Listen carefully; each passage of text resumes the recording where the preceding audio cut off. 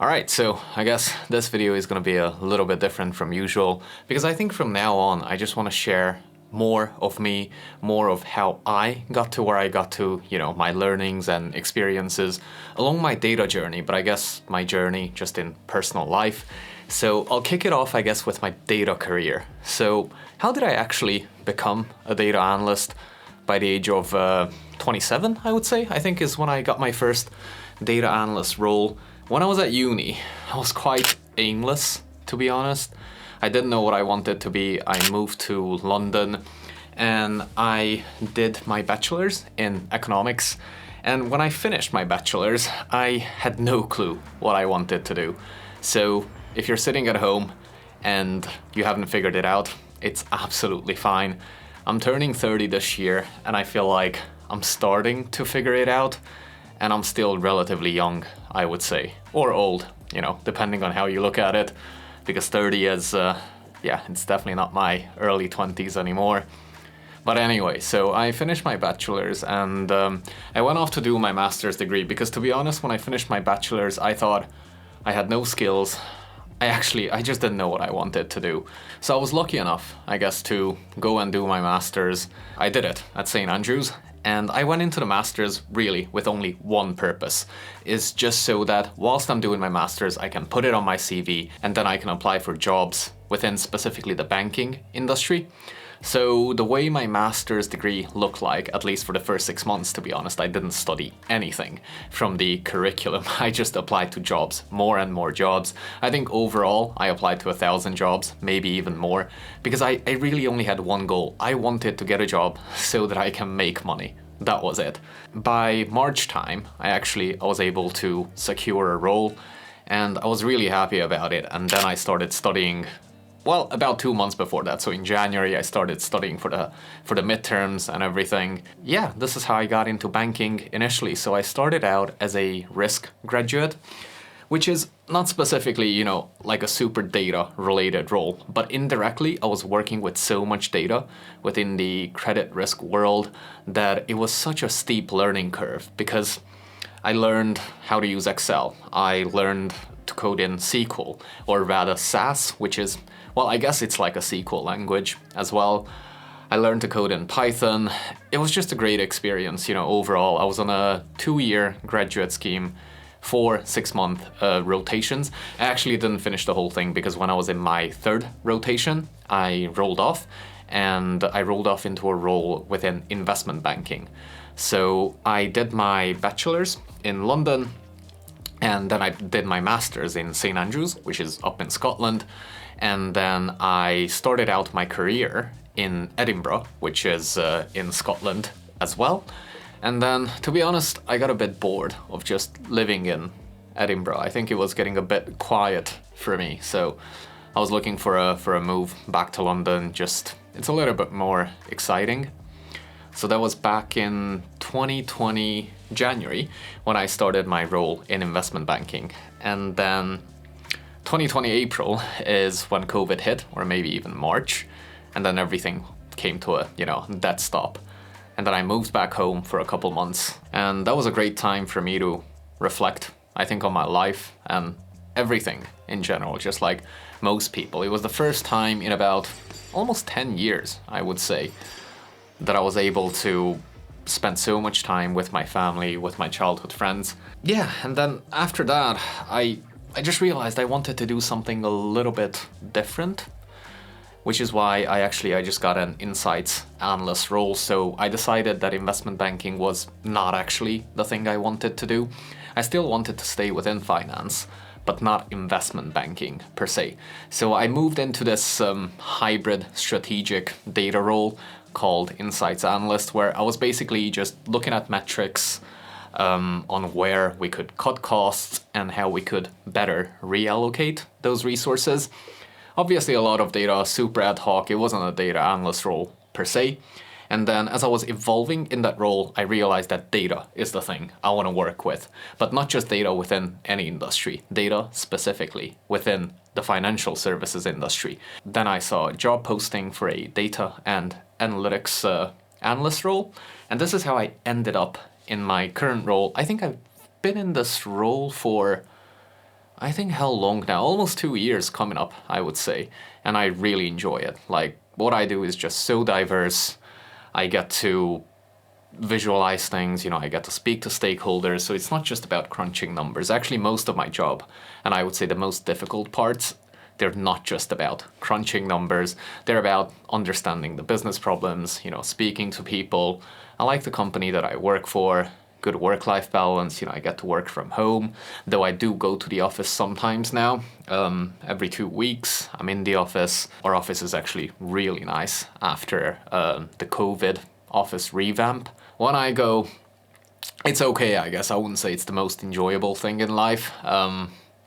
But yeah, it is what it is. So it's a nice office to go into if I have to go into an office. Given that this video is a bit all over the place, and I guess it's just more about me sharing extra information with you, stuff that I never really talked about before. So I'm sure if you are a regular viewer of this channel, you'll know that I am married, and my wife Nicole actually appeared in many of the podcasts, and I think she made a bunch of cameos just all throughout a lot of my videos. So the second thing I wanted to touch on after my data career was what it's like actually, you know, to get married in your 20s whilst I guess you're quite young.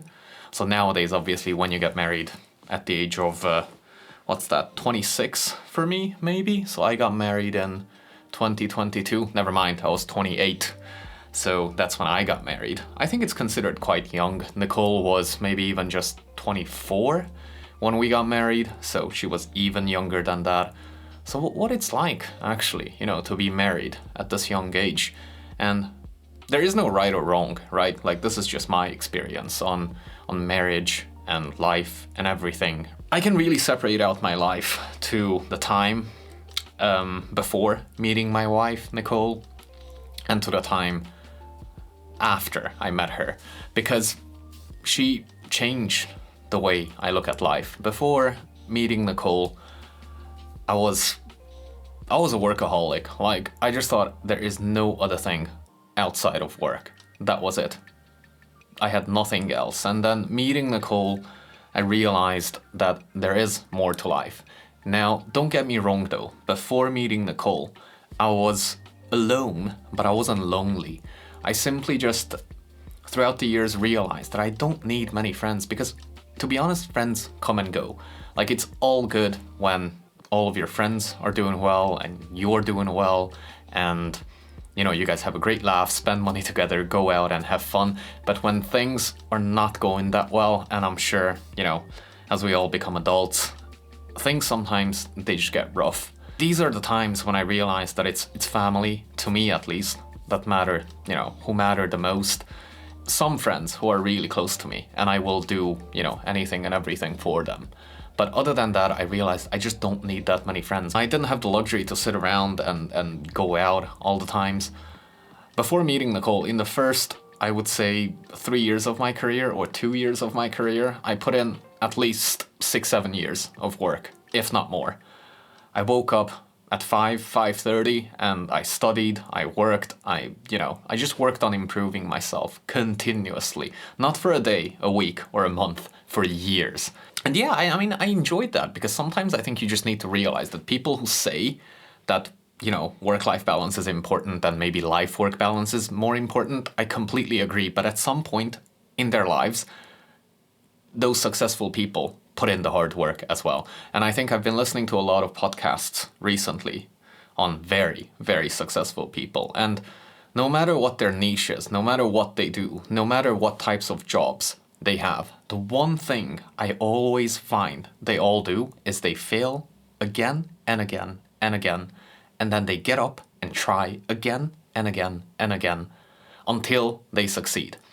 So hard work is something that I learned to enjoy. I guess this is the biggest difference between being a kid and being adults. It's just sometimes you have to do the things you don't want to do so that you can do the things you actually want to do. Or the phrase I like using, and I think I opened my video with this quote. One of my favorite videos actually is, "I'm gonna do today what other people aren't willing to, so that I can do tomorrow what other people can't." And I first heard Matt Fraser, actually the CrossFitter, say this. Now obviously he's super good at what he does, and I think it's true in every part of life. So yeah, I guess back to marriage. Before meeting Nicole, yeah, it was just all work, work, work. And then after meeting Nicole, it was just completely different. I realized there is more to life, and you only have one life, so, you know, I may as well make the most of it, spend it with the people that I love. We've been together for coming up 4 years now, I think, and we've done so much in 4 years. We created a home, we got married, we got a dog, we bought our home, we moved 3 times, maybe. So we've done so much, and actually the story is quite funny of how we met. Yeah, if you're not interested in the story, obviously just skip to the next timestamp, whatever that is. Oh, I think it's actually personal finances and money mastery, or at least my approach on money and money management. I do work in finance. I have a master's degree in finance and economics, but obviously this is not a financial advice video. It's just my take on my own personal finances. So if you're not interested in how Nicole and I met, just, yeah, skip to the next timestamp.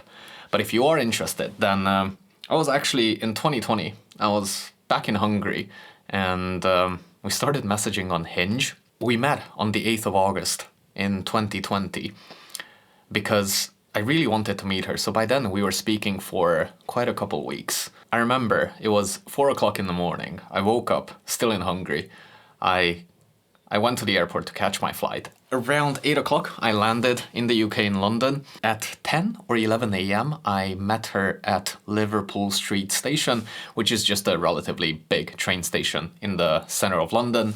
Ever since then, we spent pretty much every single day together. So that was the 8th of August in 2020. I proposed to her on the 15th of September in 2021, and then we got married on the 8th of August in 2022. Now in hindsight, I'm thinking maybe I should have proposed on the 8th of August in 2021, and then I wouldn't have so many dates to remember.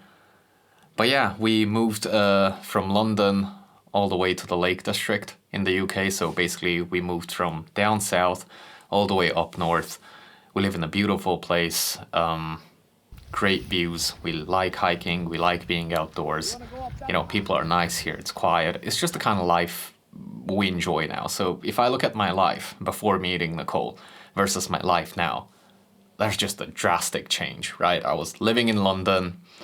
I used to live the, bachelor's life. I just didn't really care about what I had at home. I was kind of like a one suitcase or one backpack kind of guy. And now, I have definitely a lot more things, but I'm definitely a lot happier as well. So yeah, I guess getting married for me young was one of the best, well, if not the best decision of my life. And I think meeting Nicole single-handedly changed my life. There's no other way to look at this. I think what I achieved with her and with her support, I really don't think I would have achieved it on my own. I'm a hardworking guy, but would I ever have had the courage to go on with my YouTube channel, even though, when I thought it sucked, or, it just wasn't good, without Nicole saying that, no, your videos are good. And I know she was being obviously clearly biased, because I look back on my videos now and yeah, well, I mean, the first couple of videos, they're not good. I mean, no one starts out and they're just that good. So I had to learn this all by myself. But without her support, would I be here? Probably not. I probably, would have given up. And I guess the key lesson for me here is that I thought I could do it all alone, and I probably could have, but it would have been a lot less fun, definitely not enjoyable. And I guess with Nicole on my side, I just have this feeling of comfort. Actually, this feeling of arriving home. So I've been living in the UK for 12 years now. I came here when I was 18. I'm turning 30 this year. And ever since meeting Nicole, the UK felt like home to me. So I actually became a British citizen last April, I think. But that didn't really change anything, because home, I think, is where your heart is. Now I can truly call the UK my home as a British citizen. Not because I became a British citizen, but because, you know, there's just so many things that tie me here now. My family, Nicole is here. And then we have our little dog, Rocket, as well. But anyway, I think I'm just really just going on about this now, marriage in your 20s and stuff like that. So let me just move on to the next section, where I'm gonna give you my super simple approach on my personal finances, how I treat them, and maybe you could learn something from that. We shall see. Personal finances, let's see. I have a super minimalist approach on this, and I believe that you don't need to make a lot of money to have the life you want. And I realized this because my dad was an entrepreneur and he made a lot of money in his life, but he went bankrupt quite a bit of times, and, you know, he lost a lot of money as well over the years. And he gave me the opportunity, along with my mom, to go and study and learn. I realized over the years, as I was, you know, doing my education, learning about finance, economics, and how the financial markets work, that you don't actually need to make a lot of money to have the life you want. So as long as you make smart investments, you don't make, you know, too many impulse purchases, and just live by a couple simple rules, you can actually lead such a good life. Nicole asked me initially, when we first met, Mo, how do you have so much money? And I had some in savings. Like, I had like, what, 20,000-30,000 pounds saved up. That was, what, 2 years into my career. I was on probably half the salary I make now. But it's simply just because I spent on things I wanted to spend on. Social media is trying to sell you so many things you don't need nowadays, so that you go and buy those things with the money you don't have to impress the people you don't want to impress. Now, I really don't believe in that. I buy the things I really enjoy. Like, there is no such thing in my mind as like an unreasonable purchase. Say, for example, if I like something and it costs £2, I buy it because I like it and it's £2 and it brings me a lot of joy. But if I buy something and say it's £10,000 or $10,000, but it brings me joy and it brings me $10,000 worth of joy, it's still a great purchase. So the way I think about these kind of things nowadays is that even if someone gives me something for free, if I don't want it, I won't take it because it's just an extra item I don't want to have.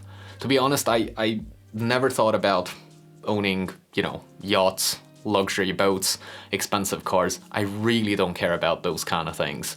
I don't care what car I drive. I care about what clothes I'm in, but not in terms of designer brands. Just, you know, I want to look neat and clean. My wardrobe is super simple. I have like 5 t-shirts, a couple of jumpers, 2 coats. That's it. I buy a pair of shoes, I wear them, and then when they get so worn out that I look like a homeless person, I get the next pair. So my approach on personal finance is just slow and steady. You know, I do invest my money, but I invest it slowly. I don't believe in crypto. I don't believe in any of those get rich in 3 days kind of schemes, because if it's too good to be true, it's not true. I think rule number 1, or like a general rule of thumb of investing and financial markets in general, is that risk and return, they come hand in hand. So if you have a super risky investment, then it is likely that you'll have super high returns. But then it is also really likely, you know, that you lose a lot of your investment.